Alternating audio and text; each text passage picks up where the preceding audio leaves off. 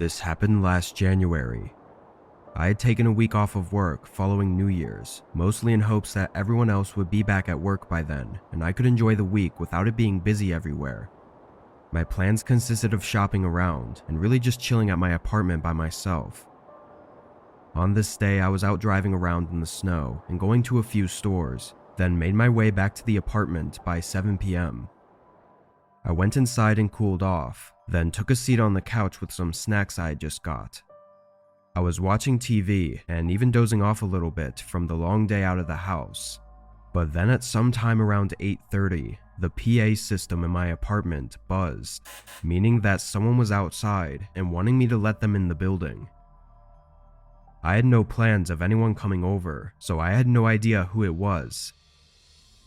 They buzzed my room again, so I got up and went to the window that faced the front of the building. I tried to not lift the blinds too much, only enough for me to see who it was. At the door to the apartment building was a large man. It was still snowy out and kind of dark, but I could tell he was older, like mid-40s, but I had never seen him before. There were only 3 other people living in the complex at the time, so I was at least familiar with who lived here, and he was not one of them. I also figured that if he did live here, or was visiting one of the other people, then they would let him in. I walked over to the PA system and muted it, then got back to the couch and continued watching TV.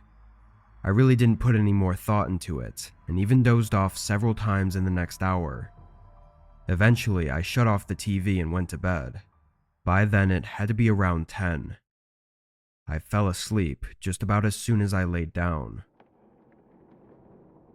A few hours into the night, my eyes shot open to a thud from just outside my room. It was extremely loud, but having just woken up to it, I didn't know what it was or exactly where it came from. My heart was racing as I stared across the room at my door, listening for anything else. It was very quiet now, almost like nothing even happened. I got out of bed and slowly moved toward the door, then leaned my ear against it to listen to the other side. It was still quiet, nothing more than the walls creaking from the building.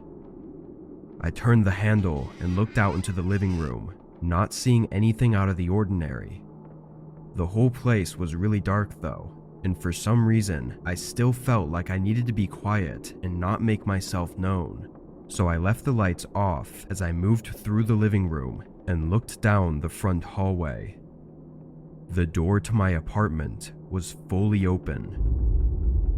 I froze up, staring at the open doorway and feeling fear run through my whole body. It almost didn't seem real.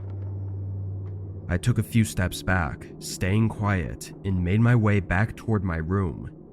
And now on the other side of the door, I could see a huge dent in the wood right by the knob.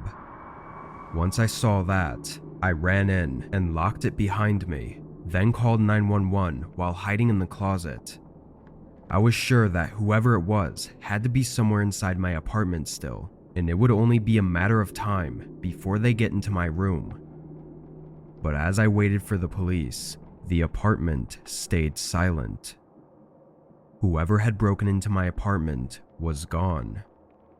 Even the police couldn't find anything to help in finding them. What they think happened is the intruder tried buzzing all the other rooms as well, until one of them was nice enough to let them in. Once he was in the main stairwell, it's not really clear why he chose to go for my room. Maybe they thought it was empty. What's really strange is the dent on my bedroom door, which was likely the source of the thud that I'd woken up to. But it was just one single hit, not looking like a real attempt at breaking the door down, but more like something out of frustration before he left. I still live in the same apartment, and nothing else has happened. Who it was and what they wanted is unknown.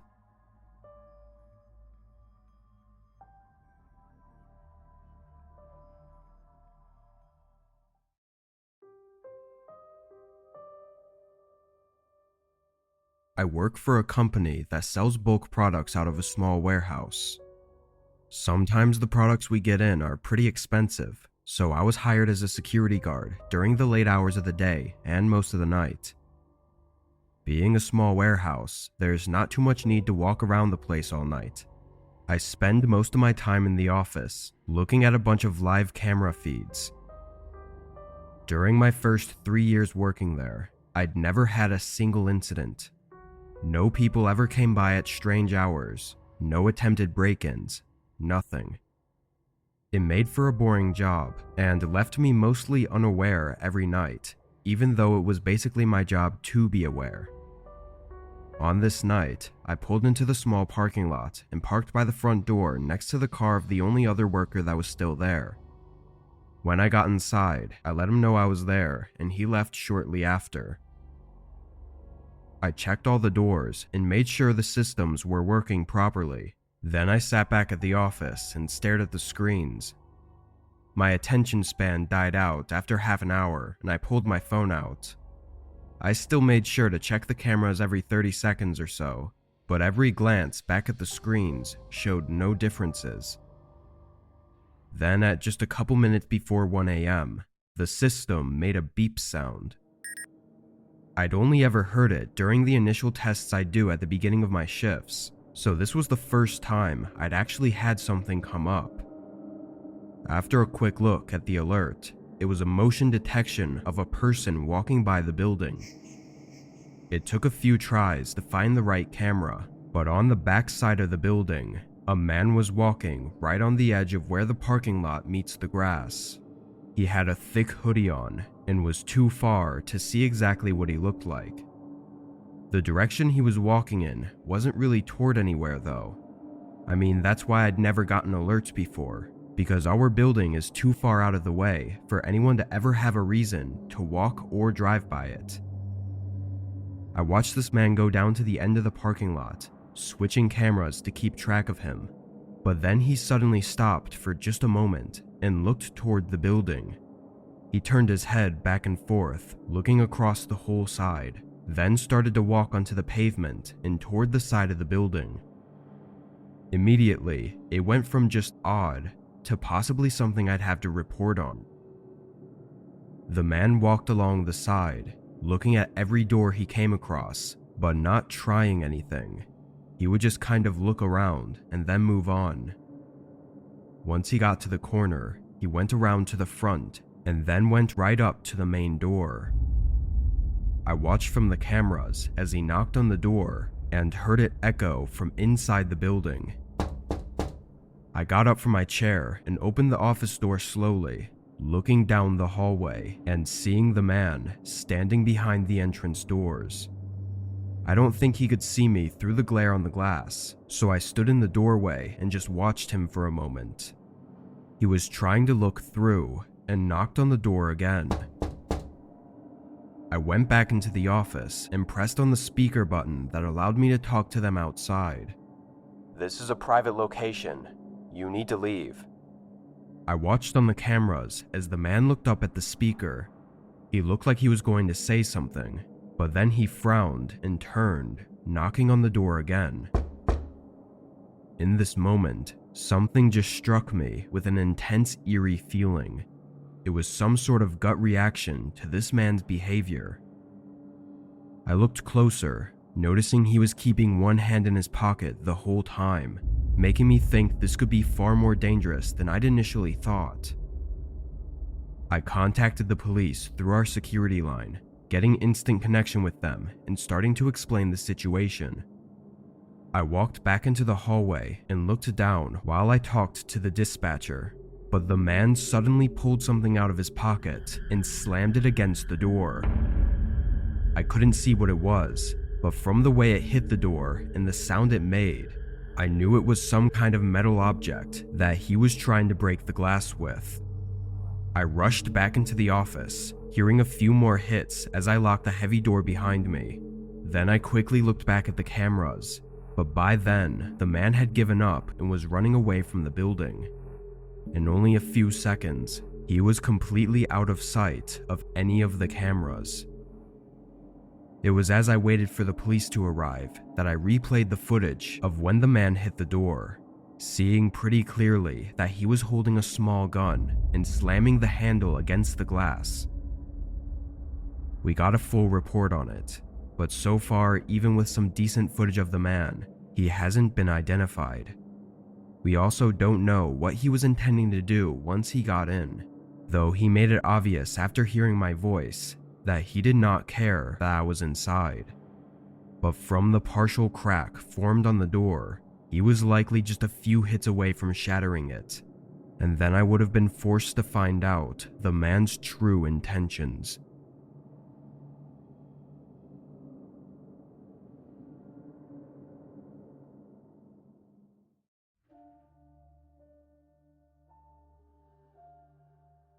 I work part-time at a gas station in my city.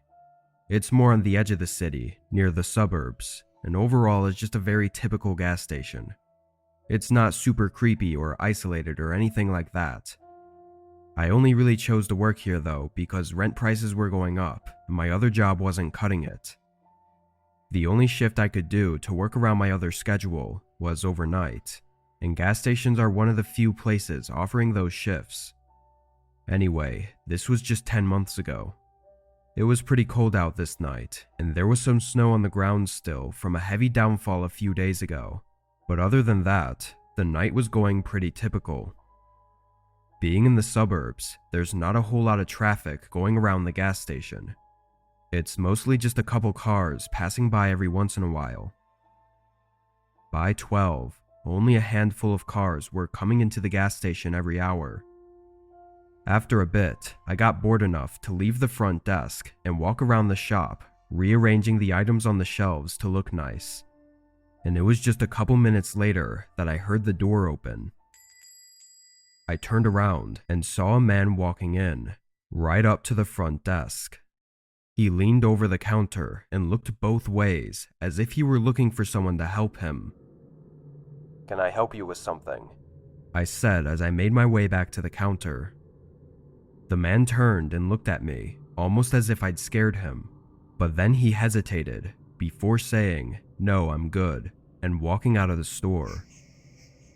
It was fairly obvious he did need help with something, but seeing that made me quickly think of the possible robbery he was plotting. I did work at a gas station after all, so it was kind of always in the back of my mind. I watched the guy go outside and into a car that was parked in a very strange spot, kind of near the pumps, but not actually in the parking section. He got in and drove away. I had no way to tell if he was actually planning something, but all of the signs pointed to it. I figured maybe being behind him when he walked in, and not at the counter, threw him off, and somehow that was enough to deter him. Whatever happened, I was confident after a few minutes of thinking that this was definitely an attempted robbery, and I called the police to report it, just in case they were going to try a different gas station. They said an officer would come by in just a couple minutes to get a report, so I hung up and waited. But not even a minute later, that same car pulled back into the parking lot. They went right to the spot that they had parked before, then just waited there with the car on. But I was almost positive that I could see movement in both of the front seats, like there were at least 2 people in there. I quickly locked the front doors and prepared myself for what could soon happen. As I continued looking out the window though, the car just stayed there, nobody getting out, like they were watching or waiting for the perfect moment. Luckily though, cops pulled in and immediately recognized the car as I described it. They pulled in behind it, blocking them in. Surprisingly, there wasn't much of a scene. The officer pretty much just walked up and then pulled 2 men out, one of which was the guy that had come in earlier. I guess they were trying to play it off like they weren't doing anything, but that didn't really work out for them. While it seemed to be straightforward what they had planned, their car showed a different, more disturbing possibility. In the trunk, there was a stash of weapons, along with rope, tape, and an assortment of similar items. Both men are behind bars, but I still feel almost traumatized after knowing what they had in the car. If I hadn't reported them after the first strange interaction, I would have been through far worse than just being robbed, and possibly would have never been seen after that night.